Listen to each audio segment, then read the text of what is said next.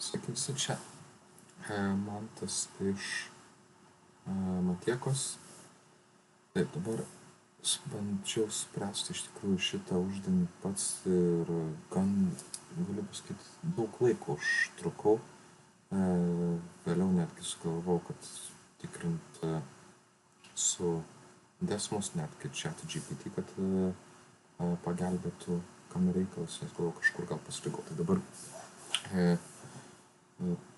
gan, ta prasme, lygiai 25%, kad atsakyt, tiesiog spėjimo būdu, kadangi sprendinys, aišku,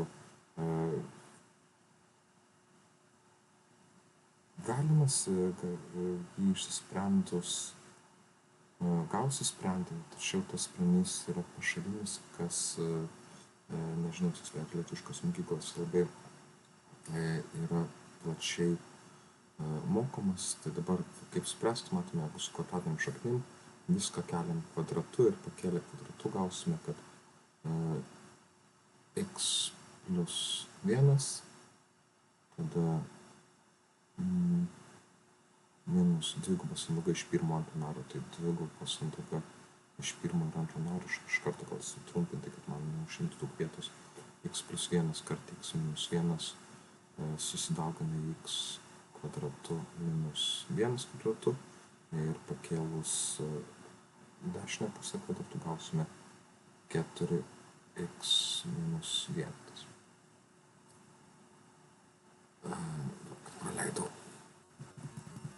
Praleidau pridėti dar x minus 1. Tai pakelti kvadratą. Pridėsiu plus x minus 1, kadangi jeigu kelsime kvadratu, dar šaknis dings. Ir lygu 4x minus 1. Dabar susitraukiam panašius narus, tai vienetą išsibrauko, lieka 2x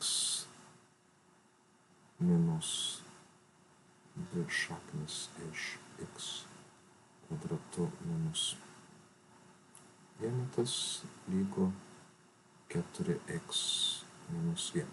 Sprendžiant toliau, keliam viską, kas yra ne šaknis į tą pusę, gaunam, kad minus 2 šaknis iš x kvadratu minus 1 lygu, ir perskeliam 2 į kitą pusę, tai yra 2x, gausime, kad 2x minus 1, tada pasidalinam iš neigiamų 2, tai pasidalinam iš neigiamų 2,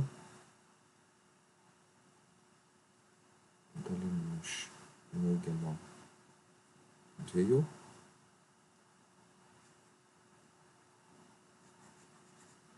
gauname, kad šaknis x kvadratu minus 1 lygu minus x plus 1/2, arba galiu įrašyti 0,5. Vėlgi, jeigu kelsim apie dvi pusės kvadratu, tam, kad panaikinti šaknį, gausis x kvadratu minus 1 lygu, dabar keliam kitą pusę kvadratu, tai gausim minus x kvadratu, tai yra minus x kart minus x kvadratu, tada minus dviguba sandaga iš pirmo antro naro, tai minus 0,5 kart 2, tai tiesiog 1 ir padarom iš x ir plus 0,25, kadangi 0,5 kvadratu. Tada išsprendę šitą lygtį, x išsibrauko, keliame vienetą, tai yra keliame x į kairę pusę, vienetą į dešinę ir gaunam, kad x lygu 1,25.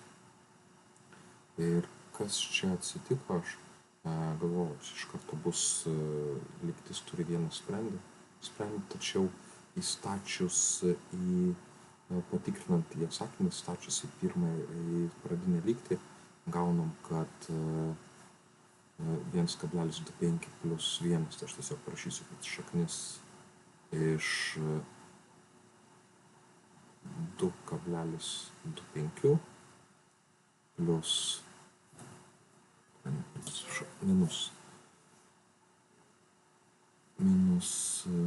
jeigu paimsim 1,25 minus 1 gausim šaknis iš 0,25, tiesiog tikrinų sprendimą. Ir lygu įsistačius 1,25 į dešinėje pusėje 4, kad 1,25 bus 5, 5 minus 1 šaknis iš 4. Ir išsitraukus šaknis gaunam, kad 1,5 minus 0,5 ir tai nėra lygu 2. Ir gaunam, kad 1 nėra lygu 2. Iš karto pagalvoju, kas čia per nesąmonę. Pabandžiau nusibrėžti grafikus, nes iš pradžių užtrukau gan daug laiko ieškodamas klaidų sprendime, nepavyko rasti. Tam persprendžiau kelis kartus, nusibraižęs grafikus.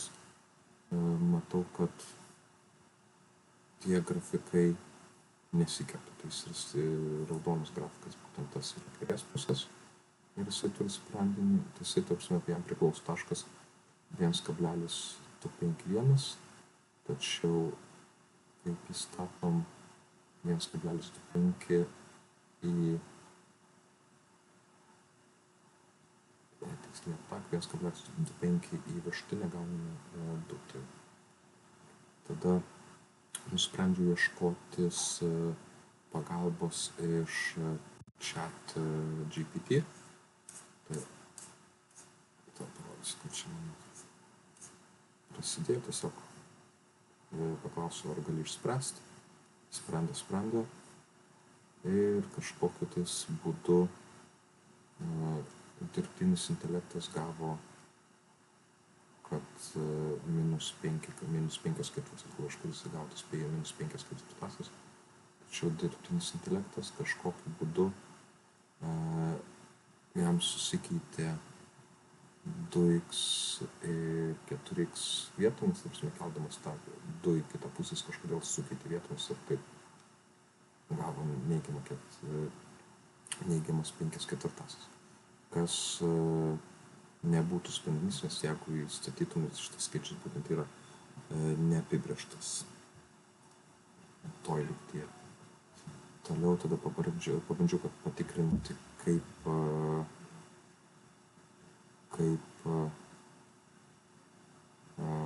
gavo šį pertvarkymą. Tai atrašė, kad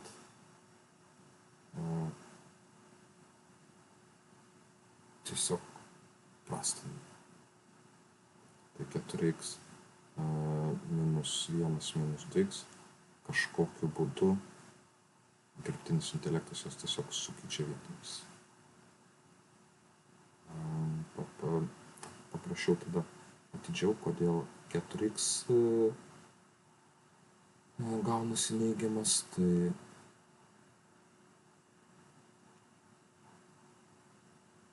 vėlgi tiesiog ChatGPT tą patį per tą patį gavo, kol jis gavo dabar jau lyg ir teigiamą, tada kažkokiu būdu vėl sėtinantis minus 4. Šitą tiksliai neįsivaizduoju, kaip, nes man atrodo, ChatGPT šiek tiek irgi šitą vietą pastrigo, kol galų gale jisai